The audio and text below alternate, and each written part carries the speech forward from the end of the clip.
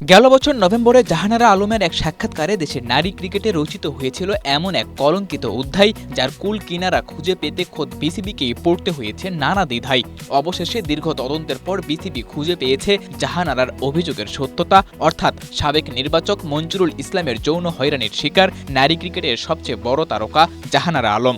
Bangladesh supreme কোর্টের appeal বিভাগের সাবেক বিচারপতি তারিকুল হাকিমকে প্রধান করে ক্রিকেট বোর্ড যে তদন্ত কমিটি গঠন করেছিল, গেল 2 ফেব্রুয়ারি তারা আনুষ্ঠানিকভাবে হস্তান্তর করেছে তদন্ত প্রতিবেদন। সেই রিপোর্টের ভিত্তিতেই একদিন পর বিসিবি গণমাধ্যমে পাঠিয়েছে এক প্রেস রিলিজ, যেখানে জাহানারার করা 4টি নির্দিষ্ট অভিযোগের 2টির সত্যতা এসেছে। বিসিবির দাবি, প্রাথমিক সত্যতা মিলেছে 2টি অভিযোগের, আর বাকি 2টির ক্ষেত্রে তদন্ত কমিটি খুঁজে পায়নি পর্যাপ্ত প্রমাণ। তবে যে 2টি অভিযোগের সত্যতা মিলেছে, বিসিবি সেই 2টি অভিযোগের প্রেক্ষিতে আইনজীবীদের মাধ্যমে সেই মঞ্জুরুলের বিপক্ষে নেবে আইনি ব্যবস্থা। যদিও গেল বছরের 30 জুন চুক্তি শেষ হবার পর থেকেই বিসিবিতে নেই মঞ্জুরুল ইসলাম।